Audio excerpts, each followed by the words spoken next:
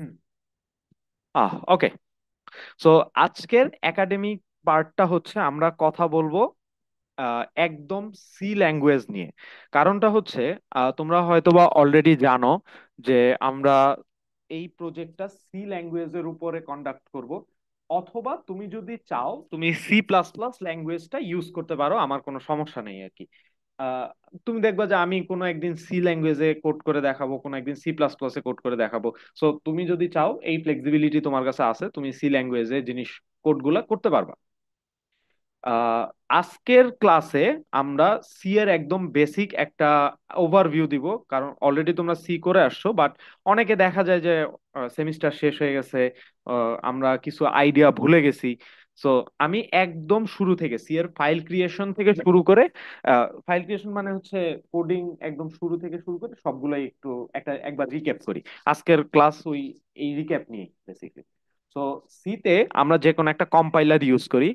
আমি generally Sublime text use করি, তোমরা হয়তো বা কোড ব্লকস ইউজ করো, সো আমরা কোড ব্লকস এই জিনিসটা দেখাই। ওকে। সো সবাই এই কোড ব্লকসটা ইনস্টল করে নিও যদি কারো পিসিতে না থাকে।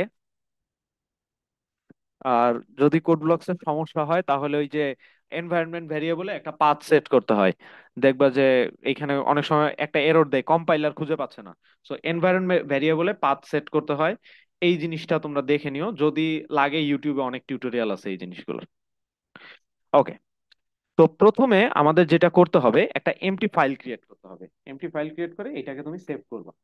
সেভে একটা ইউজ নাম দাও, 41 এল এল ওয়ান। এখন 41 L1 এর পরে যদি তুমি এটার এক্সটেনশন ডট সি দাও, তাহলে এটা একটা সি ফাইল হবে। আর ডট সিপিপি দিলে এটা একটা সি প্লাস প্লাস ফাইল হবে। তোমার যেটা ইচ্ছা তুমি ইউজ করতে পারো, যেহেতু আজকে প্রথম দিন আমি সি দেখাচ্ছি, সো আমি ডট সি নামে সেভ করছি। এখানে তোমার প্রথম কাজ হচ্ছে দুইটি কিছু হেডার ফাইল ইনক্লুড করা। প্রথম হেডার ফাইল হচ্ছে হ্যাশ ইনক্লুড stdio.h এবং হ্যাশ ইনক্লুড onio.h। ঠিক আছে, এই দুইটা হেডার ফাইল আমরা ইনক্লুড করলাম বেসিকলি ইনপুট আউটপুট এই জিনিসগুলা ইম্পোর্ট করার জন্য, ইনপুট আউটপুট ইউজ করব। এরপরে আমরা এখানে আমাদের মেইন ফাংশনটা লিখবো, ইন্ট মেইন।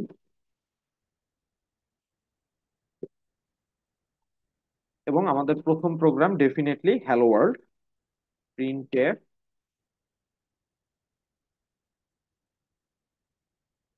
হ্যালো ওয়ার্ল্ড, এবং শেষে একটা সেমিকোলন। এরপরে দেখবা এই যে এইখানে একটা বিল্ড এন্ড রান অপশন আছে, এটা যদি তুমি ক্লিক করো তাহলে এই যে অটোমেটিকলি এখানে এই এরকম একটা কনসোল চলে আসবে। সেই কনসোলে এই হ্যালো ওয়ার্ল্ড অপশনটা চলে আসলো, মানে হ্যালো ওয়ার্ল্ড যেটা আমরা লিখেছি সেটা চলে আসছে। ওকে। এখন আমরা চাই যে আমরা ইউজার থেকে কোনো একটা ইনপুট নিব, সেই ইনপুটটা আমরা প্রিন্ট করে দেখাবো।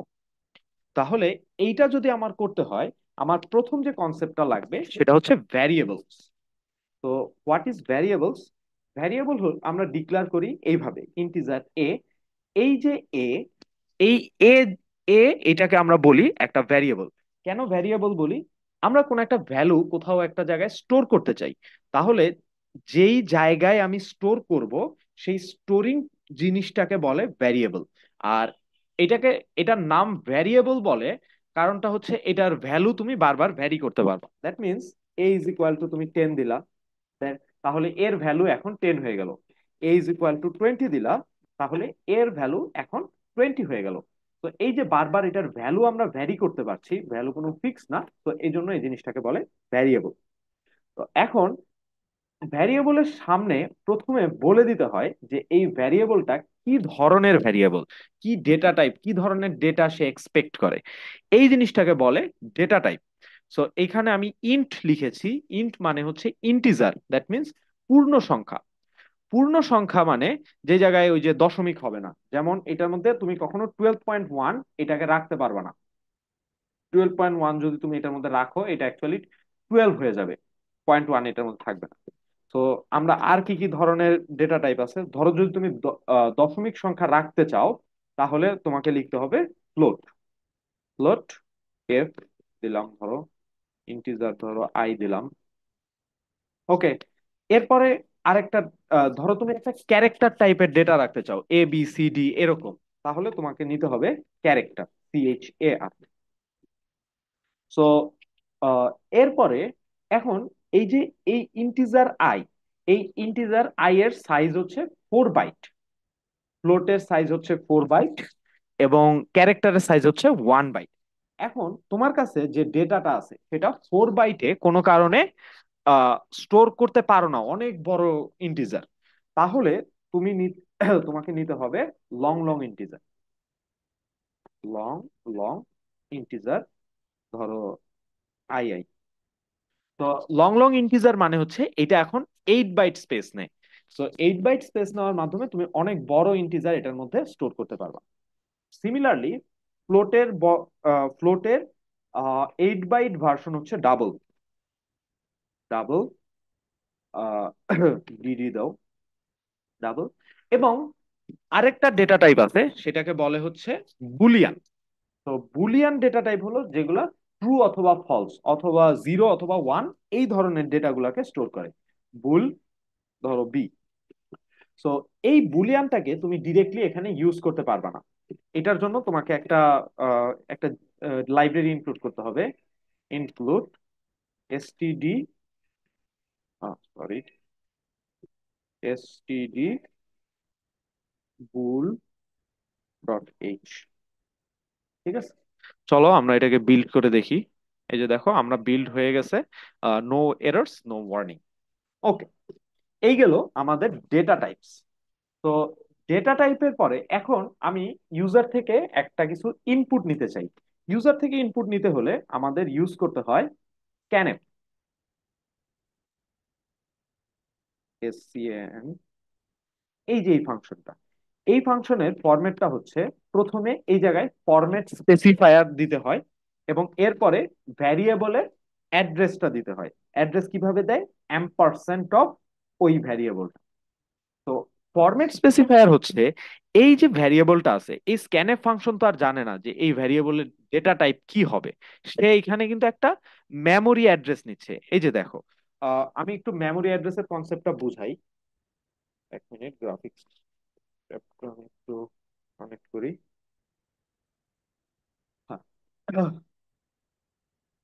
তো মেমোরি অ্যাড্রেসের কনসেপ্টটা হচ্ছে, ধরো এরকম আমাদের মেইন মেমোরির মধ্যে এরকম করে তো ব্লক ব্লক দেওয়া আছে, ধরো এইটার অ্যাড্রেস 101, এইটার অ্যাড্রেস 102, এটা 103। সো এই যে যখন আমি ইন্টিজার আই ডিক্লেয়ার করলাম, ধরে নাও তার জন্য এইখানে এই মেমোরি অ্যাড্রেসটা অ্যালোকেট করা হয়েছে। সো যখন আমি কোনো জায়গায় কোডের কোথাও আমি লিখলে, সে আই মানে এটার ভ্যালুটা মিন করবে আর কি, ঠিক আছে। বাট আমি যদি কোথাও M% অফ I লিখি, তখন কিন্তু এই যে 101 এইটা মিন করবে। সো আমি যখন কোথাও স্ক্যান করছি, একটা জিনিস স্ক্যান করে নিয়ে আসছি, আমার তো বেসিকলি এই মেমোরি অ্যাড্রেসের ভিতরে যে লিখতে হবে। সো আমাকে তো এই মেমোরি অ্যাড্রেসটা প্রয়োজন। এই জন্য আমরা স্ক্যানএফ এর মধ্যে সবসময় মেমোরি অ্যাড্রেস দিই। এখন আহ, এখন এইখান থেকে যে কোশ্চেনটা আসে যে স্যার তাহলে আমি আহ, এইখানে তো আগে থেকে আমি বলে দিচ্ছি যে এটা ইন্টিজার, এই যে এইখানে। সো ওকে, এটা তো এইখানে আমি বলে দিয়েছি যে এটা ইন্টিজার, তাহলে আমার এইখানে আবার ফরম্যাট স্পেসিফায়ার দরকার কেন? কারণ এই যে স্ক্যানএফ ফাংশনটা দেখো, স্ক্যানএফ ফাংশনটা কিন্তু জাস্ট 101 এই অ্যাড্রেসটা এখানে ইনপুট নিচ্ছে। সে কিন্তু এইটা জানে না যে এটা ইন্টিজার নাকি ফ্লোট নাকি ক্যারেক্টার, কিচ্ছু জানে না। সে জাস্ট জানে এটার অ্যাড্রেস, নট এটার কন্টেন্ট। সো এই কারণে তাকে এক্সপ্লিসিটলি এখানে আমাকে বলে দিতে হয় যে এইটার ডেটা টাইপ জিনিসটা কি, এই ডেটা টাইপটা কি। ওকে, আসো তাহলে আমরা এখন কোডিং পার্টে ফিরে যাই। সো এই জন্য আমরা এখানে ফরম্যাট স্পেসিফায়ার ইউজ করি। ইন্টিজারের জন্য ফরম্যাট স্পেসিফায়ার হচ্ছে %d। যদি আমরা ফ্লোট টাইপের ডেটা নেই তাহলে %f। তারপরে ক্যারেক্টার টাইপের ডেটা নিলে %c। তো M% of f, M% of c।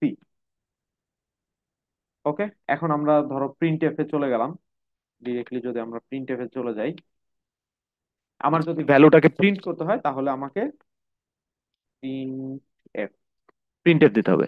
Print F এর মধ্যে আমার কিন্তু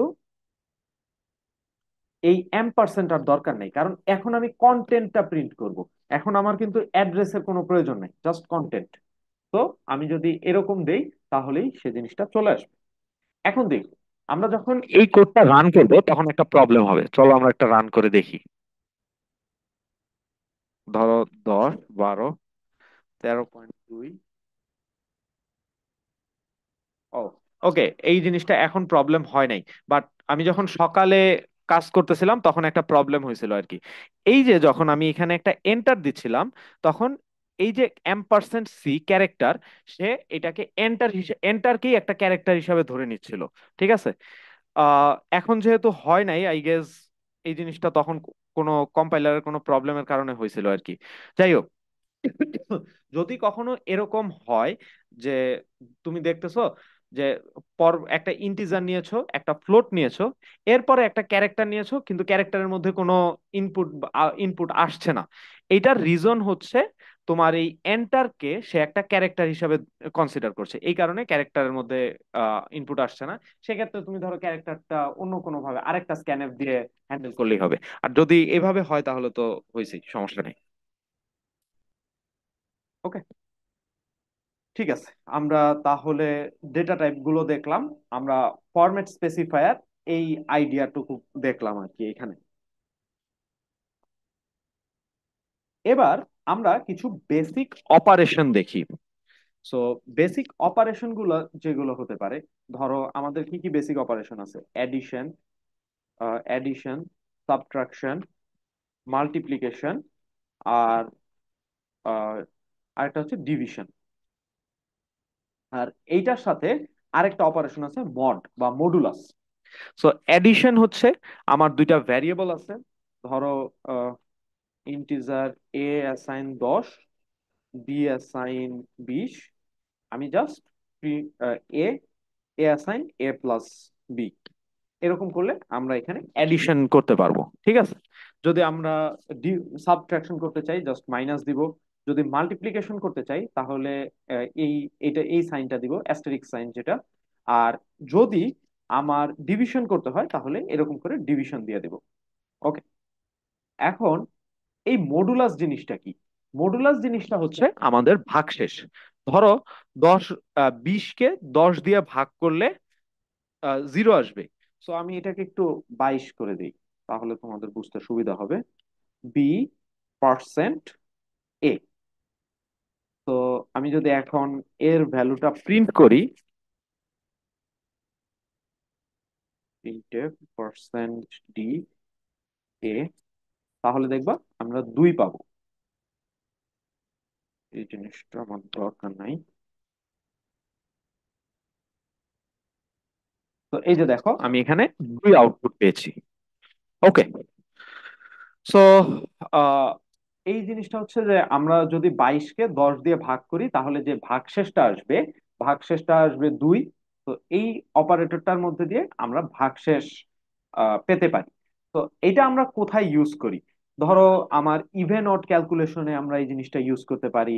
লিপ ইয়ার ক্যালকুলেশনে আমরা এই জিনিসটা ইউজ করি, ওই যে একটা সংখ্যা 100 দিয়ে বিভাজ্য কি বিভাজ্য না, এই জিনিসগুলা দিয়ে, এই জিনিসগুলোর ক্ষেত্রে আমরা এই এম% এই মানে পার্সেন্টেজ দিয়ে, মড দিয়ে এই জিনিসটা ইউজ করতে পারি।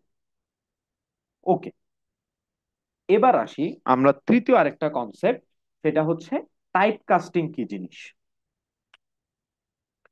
তো টাইপ কাস্টিং জিনিসটা হচ্ছে, ধরে নাও আমার কাছে এখানে একটা ফ্লোট আছে, ফ্লোট অ্যাসাইন অ্যাসাইন 10.1, আর এখানে একটা integer B assign 11.11।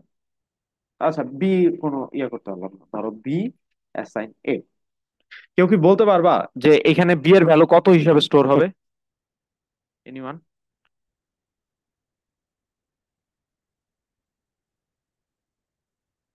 Sir 10। Right, 10 হবে।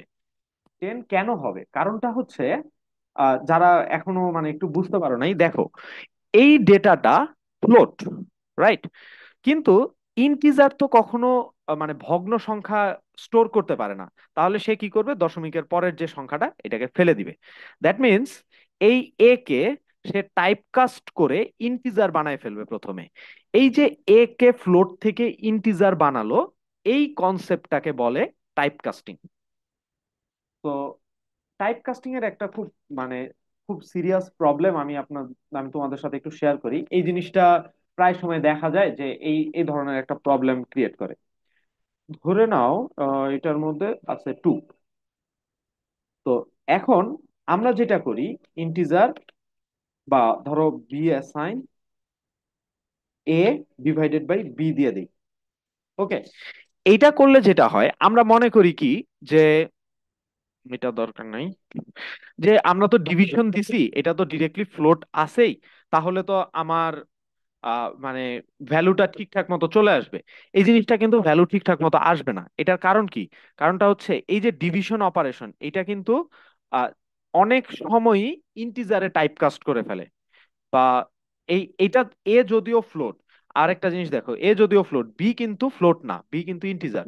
সো তুমি যখন ডিভিশন অপারেশন পারফর্ম করবা, তখন কিন্তু তোমার এই জিনিসটা ইন্টিজার হিসাবে একটা রং ভ্যালু তোমাকে দিবে। সো এই জিনিসটা প্রিভেন্ট করার জন্য আমরা এক্সপ্লিসিটলি এখানে টাইপকাস্ট করে দিতে হয়। এইটা হলো গুড প্র্যাকটিস। এবং আমার যে কন্টেইনারটা আছে, সেই কন্টেইনারটাকে আমরা একটা ফ্লোট টাইপের কন্টেইনার ইউজ করব। এই যে এইখানে ফ্লোট কি ইউজ করব। তো আমরা একটা এক্সপেরিমেন্ট করে দেখি, দাঁড়াও। ধরো আমরা এ দিলাম, এখানে এর মধ্যে এটা দিলাম। এখন আমরা প্রিন্টএফ পার্সেন্ট এফ এ এটার আউটপুট দিই।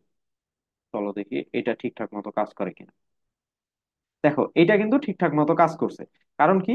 কারণটা হচ্ছে এটা ফ্লোট আছে, এটাও এখানে একটা ফ্লোট টাইপের ভ্যারিয়েবল আছে। তো সে ঠিকঠাক মতো কাজ করতে পারছে, সমস্যা নেই। এখন আমরা এই আরেকটা করে দেখি। ধরো 2.0। ওকে, বি ডিভাইডেড বাই এ। ওকে, দেখি আমরা এখন এটা ঠিকঠাক মতো কাজ করে কিনা। দেখো এটাও কিন্তু ঠিকঠাক মতো কাজ করছে। বাট অনেক সময় আমরা এই জায়গায় একটা ভুল করি, যে এইখানে আমরা একটা ইন্টিজার টাইপের ভ্যারিয়েবল দেই।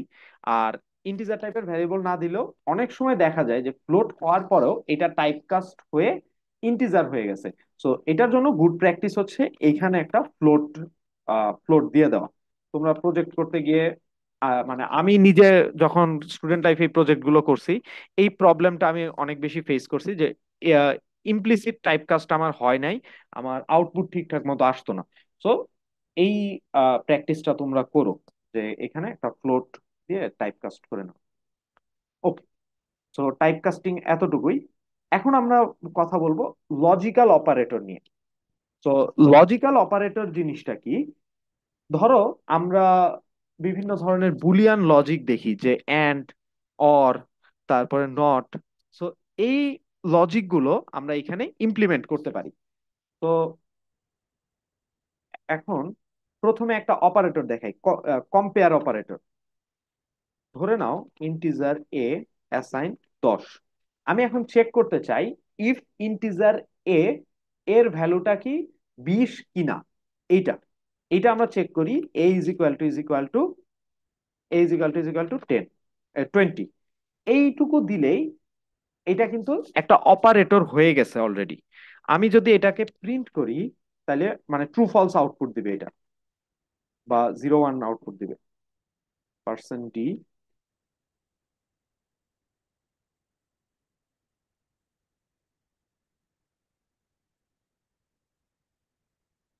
এই যে দেখো এটা 0 আউটপুট দিচ্ছে, দ্যাট মিনস এটা ট্রু না, এটা ফলস।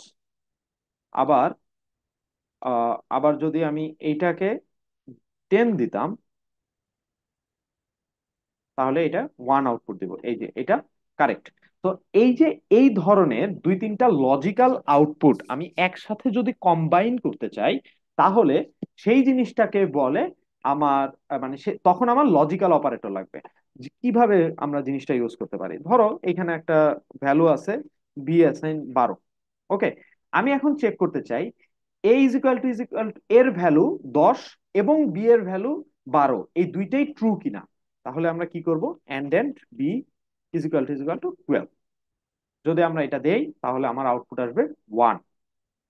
ঠিক আছে, এখন ধরে নাও আহ, ধরে নাও আমি চেক করতেছি বি এর ভ্যালু 11 কিনা, তাহলে কিন্তু এটার আউটপুট ফলস আসবে। এই যে দেখো 0 আসছে। এটার রিজন কি? কারণ এইটা যদিও আমাকে ট্রু আউটপুট দিছে, এইটা আমাকে ফলস আউটপুট দিয়েছে। তাহলে এইখানে আমার ভ্যালু আসছে অ্যাকচুয়ালি 1, এখানে ভ্যালু এসেছে 0। তো আমার লজিক্যাল অপারেটর এন্ড সে আমাকে বলে দিয়েছে যে আহ, একটা 0, 0 এন্ড 1, এটার ভ্যালু হচ্ছে 0। তো আমি যদি এখানে লজিক্যাল অর ইউজ করতে পারো, অথবা তুমি যে কোনো একটার উপরে লজিক্যাল নট ইউজ করতে পারো। ধরো এটা ইয়া করে এখানে আমি লজিক্যাল নট এইভাবে ইউজ করতে পারো। তো এই যে দেখো এটা 0 আউটপুট আসছে। তো এই জিনিসগুলো তোমাদের প্রজেক্টে হয়তো বা কাজে লাগবে, কোথাও লজিক্যাল এক্সপ্রেশন ডিক্লেয়ার করতে সেই জিনিসটা কাজে লাগবে। যদি ইজ ইকুয়াল টু না দিয়ে তুমি গ্রেটার দেন দেখাতে চাও, greater than or equal to দেখাতে পারো, অথবা গ্রেটার দেন দেখাতে পারো, লেস দেন দেখাতে পারো, লেস দেন ইকুয়াল টু দেখাতে পারো। এই সবগুলাই এখানে এই লজিক্যাল অপারেটর হিসাবে তুমি দেখাইতে পারো। ওকে, এখন হচ্ছে তৃতীয় আরেকটা না, এর পরের যে কনসেপ্টটা সেটা হচ্ছে সি প্লাস প্লাসে কমেন্ট করে কিভাবে। কমেন্ট হচ্ছে এই যে দুইটা স্ল্যাশ দিলে তারপরে তুমি যা খুশি লিখতে পারো। ওকে, যদি তোমার মাল্টি লাইন কমেন্টের দরকার হয়, একটু আগে আমি তুমি দেখছো যে আমি একসাথে এই সবগুলো কমেন্ট করে ফেলছি। তো এই জিনিসটা করতে হয় কন্ট্রোল শিফট সি, এটা দিলে কমেন্ট হয়ে যায়। আবার তুমি যদি আনকমেন্ট করতে চাও, control shift x, control shift x, এটা দিলে এই জিনিসগুলো আনকমেন্ট হয়ে যাবে। ওকে, সো সি প্লাস প্লাস এর এতটুকুই। এটা নিয়ে আর কারো কোনো কোশ্চেন? তাহলে এরপর আমরা স্লাইডে কিছু থিওরিটিক্যাল কনসেপ্ট দেখবো। এখানে কারো কোনো কোশ্চেন?